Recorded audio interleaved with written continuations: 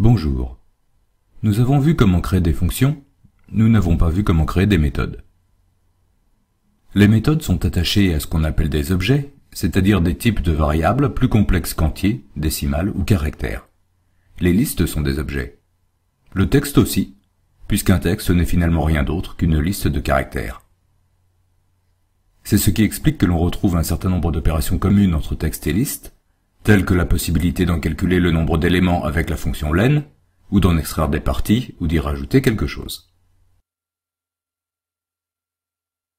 En informatique, ce qu'on appelle objet est l'association de une ou plusieurs variables, éventuellement elles-mêmes complexes, qui décrivent des propriétés, et de fonctions qui n'ont de sens qu'appliquées à cet objet.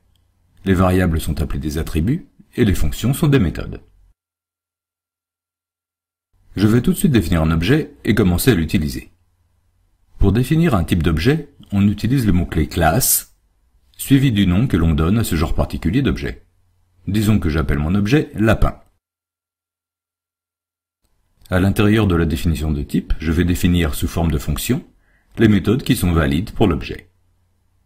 Je les définis comme toute bonne fonction, avec le mot-clé def, et bien sûr en indentant parce que la définition de la méthode est à l'intérieur de la définition de l'objet. La première fonction que je définis est très spéciale. Elle s'appelle ''init'' avec 2 caractères de soulignement devant et 2 caractères de soulignement derrière. Que se passe-t-il d'habitude quand je dis en Python nom égale Homer?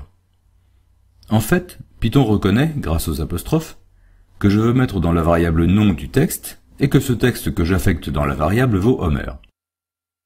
Il va réserver de la place en mémoire pour stocker le texte, mémoriser ailleurs le nom de la variable si elle n'existe pas déjà, et associer les deux. Quand je vais affecter un objet de type lapin à une variable, je vais dire quelque chose comme Jeannot égale lapin, avec éventuellement entre parenthèses un ou plusieurs attributs typiques de mon lapin, de la même manière que Homer était ce qui était particulier à mon texte. Pour Python, il va falloir réserver de la place dans la mémoire pour garder trace des attributs.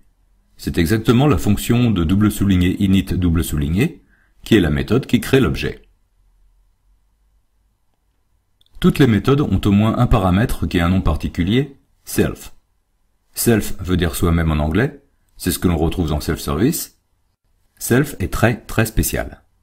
Il n'apparaît jamais quand on invoque la méthode.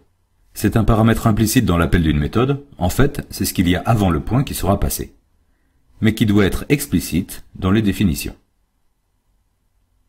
Après ce paramètre viennent ceux qui caractérisent l'objet que l'on crée.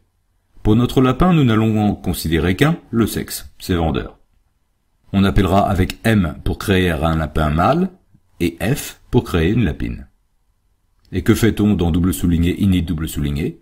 Eh bien, on va mémoriser le sexe du lapin en disant self.genre égale sex.upper. Genre est dans ce cas particulier l'unique attribut du lapin, et je le préfixe avec self. Pour dire ce lapin précis que je suis en train de créer, tout comme nous préfixions les méthodes de la liste ou du texte auxquelles nous l'appliquions. J'utilise .upper pour être certain d'avoir une majuscule. Si je voulais bien faire les choses, je testerais que j'ai bien M ou F et je lèverais l'exception value error si j'avais autre chose. Bien entendu, je pourrais définir d'autres attributs en créant mon lapin, couleur, date de naissance, poids, toutes choses que je traiterai de la même manière. Je pourrais aussi affecter une valeur à une variable de la classe à l'extérieur d'une fonction, par exemple fin égale true, attention à ne pas oublier la majuscule de true, pour dire que quand je crée un lapin, il est toujours affamé. Mais contentons-nous pour l'instant d'un seul attribut. Je n'ai rien d'autre à faire dans ''init'', juste affecter les attributs de mon objet à la création. Le fait de commencer par un ou 2 caractères soulignés est une convention dans Python qui dit « Ceci est juste pour la cuisine interne, ce n'est pas une méthode que l'on est censé utiliser explicitement. » ''init'' n'est qu'une parmi toute une série de fonctions un peu magiques au nom prédéfini. Par exemple, quand vous créez un nouveau lapin, il y a une fonction ''new'' qui est appelée pour réserver de la place. Si je vous en parle, ce n'est pas innocent, nous la reverrons. Puis ''init'' pour affecter des valeurs aux attributs.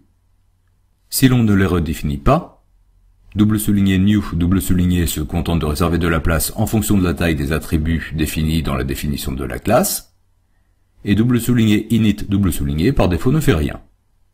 Il y a aussi une méthode double souligné del double souligné qui peut être appelée quand Python décide que l'objet n'est plus utilisé et que la mémoire peut être libérée.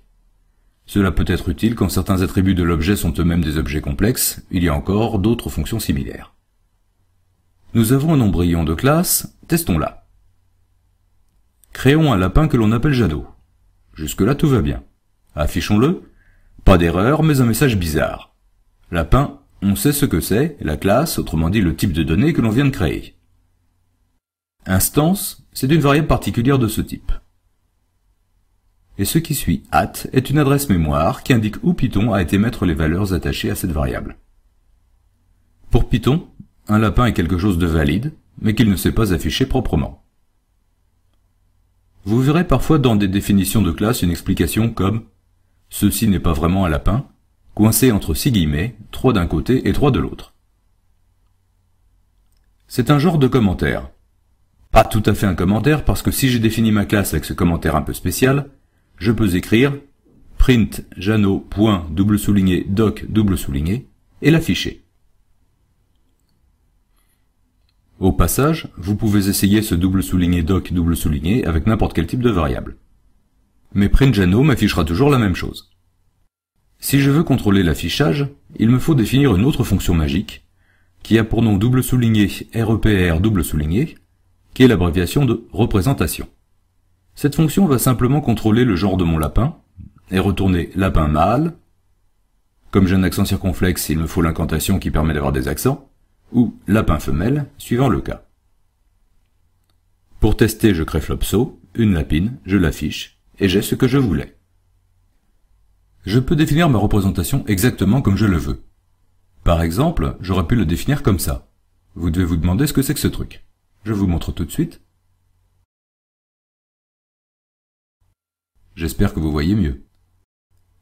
Bon, ce n'est pas tout, vous allez me dire, on a écrit plein de fonctions magiques, mais où sont les méthodes? J'y viens. Je vais écrire une méthode partage clapier. Si j'ai un lapin mâle, et que je mets dans son clapier un autre lapin mâle, ce sera sans doute excellent s'il est d'ordinaire dépressif, mais il ne va pas se passer grand-chose.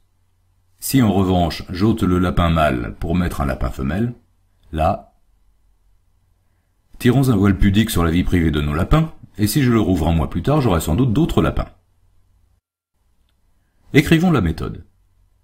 Comme les fonctions magiques, elle prend comme premier paramètre self, qui sera implicite quand on utilisera la méthode, et un deuxième paramètre qui est un second lapin. Il ne se passera quelque chose que si les lapins sont de genre différents. On aura une portée pour laquelle je crée une liste petit, et je vais avoir un nombre au hasard de petits entre 3 et 12. Évidemment, la fonction randint que nous avons déjà vue dans la programmation du quiz demande à être importée du module random. Je boucle sur les petits, et je vais tirer au hasard 0 ou 1 pour déterminer le sexe du lapro. Si c'est 0, je vais dire que c'est un mâle, sinon une femelle. En bout de course, je retourne la liste des petits, là encore uniquement si les lapins sont de genre différent. Vous remarquerez que l'on retrouve un peu de récursivité dans notre définition d'objet, puisque dans la classe lapin, je définis une méthode qui fait référence à la classe lapin. Testons. Je crée Jeannot, un lapin mâle. Je crée Pantoufle, un autre lapin mâle. Et je dis que Jeannot et Pantoufle partagent le même clapier. Évidemment, il ne se passe rien. Dans l'histoire, je peux parfaitement intervertir Jeannot et Pantoufle dans l'invocation de la méthode.